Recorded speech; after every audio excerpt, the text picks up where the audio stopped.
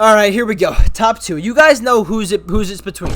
YouTube, what's going on? So with all the buzz around Giannis and if he's the best player in the NBA right now, I decided to make this video discussing who I believe the top 10 NBA players are at this current moment in time. With that being said, let's jump right into number 10. If you guys do enjoy, make sure you leave a like and also comment down below what you agree and what you disagree with. At number 10, I got James Harden. You know, Fear the Beard proved this season that he doesn't really need the ball in his hands to be effective, as he took in more of a playmaker role in Brooklyn rather than a primary scorer role like he was in Houston. Despite missing 38 games due to injury this season, Harden did average nearly 25 points per game, along with 11 assists and 8 rebounds, and honestly, he proved to the league that he's still as effective as ever as a willing passer, but also can light it up in the points column when needed, as he showed when co-stars like KD and Kyrie were out due to injury. Overall, Harden's the 10th best player in the NBA in my opinion, and if he never got hurt, I really think that he honestly could have been the MVP this season, but obviously with his injury, that bumped him down out of the race. At number 9, I have Joel Embiid. Now, Embiid is an absolute force on the inside. He had an MVP caliber season, averaging 28.5 points along with 11 rebounds per game. And again, had he not gotten injured, the race between him and Jokic for MVP could have really gone either way. It's hard for me to really put big men too high on this list, simply because of the fact that, you know, they don't really have the ball in their hands enough throughout the games, in my opinion, to make a top 10 player in the NBA type impact. However, that being said, Embiid is one of those guys who still makes that impact on a nightly basis. It's a significant difference for Philly when he's in the lineup versus when he's out. As I'm looking here, with Embiid this season, the Sixers went 39-12 compared to 10-11 without him. That is unbelievably crazy. They lost 11 games without him in 21. They lost 12 games with him in 51. That's crazy. Or yeah, 51. Anyway, guys, Embiid is number 9 in my opinion. He's an MVP caliber player, and number 9, the 9th best player in the NBA right now in my opinion. Coming in at number 8, I've got Damian Lillard. Dame is the definition of like in the gym range. This guy can shoot from anywhere. He honestly carried the Blazers for a majority of this year, with McCollum being out in the playoffs, McCollum and other players being a no-show. And honestly, if one of those players had even played to half of his level in the playoffs, they probably beat the Nuggets, and who knows where they are now. But anyway, Dame is a generational talent shooting the ball with his quick release, you know, his sidestep, his step back three that you really can't guard. He averaged 29 points per game and 8 assists this year, and honestly, you could argue that he could have been in the MVP conversation this year. You take him off Portland, I don't know where they are realistically, but we'll see where he ends up next year. But either way, he's guaranteed to light it up on the court and give you buckets on a nightly basis. That being said, that's why Dame is my 8th best player in the NBA right now. Coming in at number 7, I have the league reigning MVP, Nikola Jokic. He played every single game this year, all 72 games, which is crazy considering, you know, all the crazy challenges that teams had to face this season, and all the scheduling things and all the protocols, and also just the injuries that we saw around the NBA. He played every game, which is very impressive. He averaged 26, 11, and 8 and received 91 first place votes. He was definitely the MVP. You know, just because of his sustainability, right? Jokic is a generational big man. He can dominate the inside, but also he can stretch you out to the three-point line, and he shoots it at 35%, which is very solid for a big man. And also, he's an unbelievable passer, not to mention he can dribble as well. Jokic is the best big man in the league at this moment, in my opinion. And before anyone comes at me about Dame being lower than him, I had to put Jokic ahead of Dame because as of right now, you know, Jokic is MVP, and also the Nuggets beat the Trailblazers, so I don't know. Come at me in the comments. Let me know if you think Jokic should be higher than Lillard. But anyway, Jokic is number 7 for me. Here's where it gets good, y'all. At number 6, I have Anthony Davis. Now, you might say to me, you know, you just said Jokic is the best big man in the NBA. How can you have AD over him and Embiid right now? And it's because, in my opinion, if all 3 of these players are fully healthy, Anthony Davis is the best out of those 3, and I think that's just a fact. Davis only played in half the game this year due to injury, but the Lakers were only 19-17 without him compared to 23-13 with him in the lineup. He's not only a massive importance to the Lakers, but he can also make his teammates better around him as well. His post game is lethal. He is a very capable defender, more so than Jokic and Embiid, for example. In my opinion, he's a better defender. And he also has a knockdown jump shot from the mid-range and is a career 31% from 3. So honestly, I think Anthony Davis, if he's fully healthy, is the best big man in the league, but I can't say that Jokic is not as of right now, because as of right now, obviously Jokic just won MVP and he's healthy. But Davis, once he's fully healthy, he's number 6 best in the NBA in my opinion. let's get into the top 5. Now, this is where it'll get really interesting and where I'm expecting a lot of debates in the comment section down below. So make sure you guys do comment down below what you agree and what you disagree with. For number 5, I have Kawhi. Kawhi Leonard, maybe the most versatile player in the NBA when you really think about it. He's an all-world defender. He can shoot the three, has a post game, can dunk in traffic, posterize people, and also his mid-range is absolutely lethal. He has the complete package, and you wouldn't even know it by the way he talks. Kawhi recently underwent surgery to repair a partially torn ACL, which means unfortunately he likely won't play until earliest December or January, which really sucks and hurts the Clippers and the NBA as a whole because Kawhi is a great, really fun player to watch. I strongly believe if Kawhi was healthy, the Clippers would move on to the NBA Finals and, beat the Suns, but unfortunately for them, that's not how it went. But overall, Kawhi is a top 5 player in the NBA, and he's one of the most complete players in the NBA right now and on this list in general.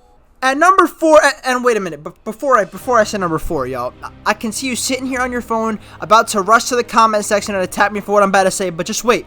At number 4, I have the King, LeBron James. Oh my God, what did he just say that? He didn't just say LeBron at number 4, right? Number 4, not even top 3. LeBron, no, listen, okay? Listen, this is in no way, shape, or form a shot at LeBron or a knock to his greatness. He's a top 2 player of all time. I recognize that, and he's the best player that I've ever seen live on television. Now, that being said, this list is, as of right now, really only based on last season. And listen, LeBron was battling health issues all year, coming off the shortest offseason in NBA history after he won the championship. This is not a knock to LeBron at all, but as of right now, I think the next 3 guys on this list are better than him as of this current moment, or at least as of the end of last season. That being said, LeBron is obviously a generational talent. He averages a career 27 points per game, along with 7 assists and 7 boards. He has dominated the NBA for the majority of the past decade, and as far as individual play goes, 4 championships, 4-time Finals MVP, named to 17 All-Star teams, and is 3rd on the all-time NBA scoring list. He has it all. He's an unbelievable talent. This is not a knock to LeBron, but as of right now, simply because of his limitations based on his ankle injury and him just not being fully healthy at the end of last season, he's at number 4 for me. All right, I'm just going to say it. At number 3, I have Steph Curry, and I know you're right now, you're like, oh my God, you have Curry over LeBron. Why are you like this? You're weird. You hater, LeBron hater. No. Can we just acknowledge the fact that Steph Curry realistically should have, in my opinion, or could have been the MVP this year? No Klay Thompson. Wiseman was out for most of the season. Oubre sucks. He was also hurt. Wiggins is mid. And Steph led his team to the 8th seed in the play-in. Steph is widely known as the greatest shooter of all time. There's no debate about that. And honestly, I think he's the best point guard of all time, but we can have that debate in the comments if you really want to go there. He was a scoring champion of the past season, scoring 32 points per game in his 63 games. And by the way, in those games, shot 42% from 3.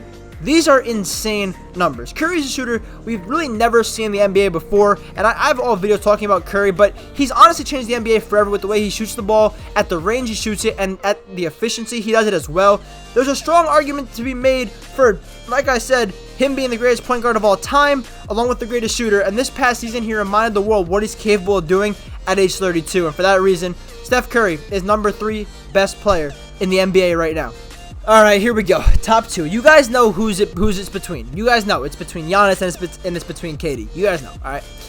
Let's see this is how I see it. All right, this is how I see it. At number 2, I have Giannis Antetokounmpo.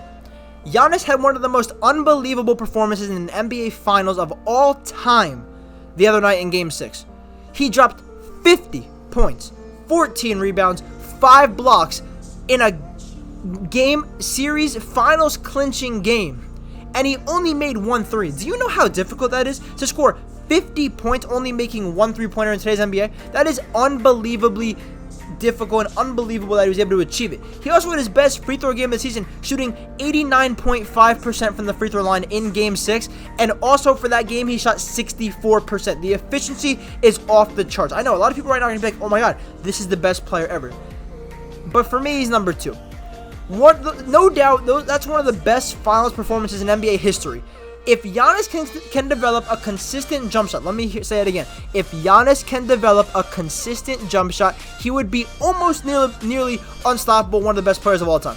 He's already close to being unstoppable when you think about it. 7'3" wingspan, near 7 feet tall. He can finish inside through traffic. You can't guard him in transition.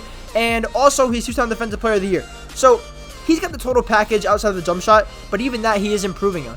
Giannis is only going to get better, and if he gets his jump shot, he will be nearly unstoppable. And the fact that I'm saying he's only going to get better at age 26, that's scary to say about someone whose resume already consists of a Finals MVP, a 5-time All-Star, 2-time Defensive Player of the Year, and a 2-time League MVP. And finally, coming in at number 1, the best player in the NBA as of right now, in my opinion, y'all know his name.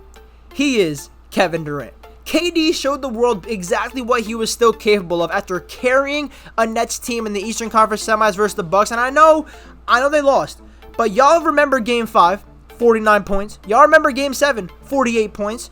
And by the way, 48 points in Game 7, the most points scored in a Game 7 in NBA history. And had his foot been a few inches smaller, history would be completely different. History would have been completely different because the Bucks would be sitting at home. Who knows if they even have a coach right now. But regardless, we all know KD's the best scorer of all time, in my opinion at least. Despite all the bad rep he gets in the media for the teams and the super teams and joining this team and getting Harden and all that and the Warriors, let's not take away from his greatness. Let's not take away from the fact that he's 7 feet tall, coming off an Achilles injury, one of the most devastating injuries to an athlete in the history of injuries and of sports. He's 7 feet tall. He can shoot from anywhere. He can play in the post, the most lethal mid-range game in the NBA, and he's a solid defender as well. And also, he does it at an efficiency unlike anyone we've ever seen before in the NBA. Despite coming up short this season to Giannis and the Bucks, I had to put him above Giannis in my ranking simply because of what he did versus that Bucks team coming off of the torn Achilles this season. How truly unbelievable his performances were, despite having no Kyrie Irving, basically a non-existent Harden, who honestly you could even argue hurt the Nets being there. That's what Skip Bayless says. I don't necessarily agree with that, but anyway, you could argue that despite all that, KD carried the team to Game 7 and honestly nearly won them Game 7. And if Joe Harris makes 1 or 2 more threes, the Bucks are sitting at home right now, and who knows who's the champion. So yeah, that's why I put KD at the best player in the NBA right now. So there it is. Those are my top 10 players in the NBA right now. Now, I want you guys to let me know in the comments what you would change, because I know some of y'all are pretty mad at me right now with some of these picks and these rankings, alright? I know. It's alright. I'm ready for it. I'm ready to respond. I'm going to respond to every single comment, so let me know in the comments. Leave a like, subscribe if you did enjoy. It really, really helps me and the channel grow, and I'll see y'all soon. Peace.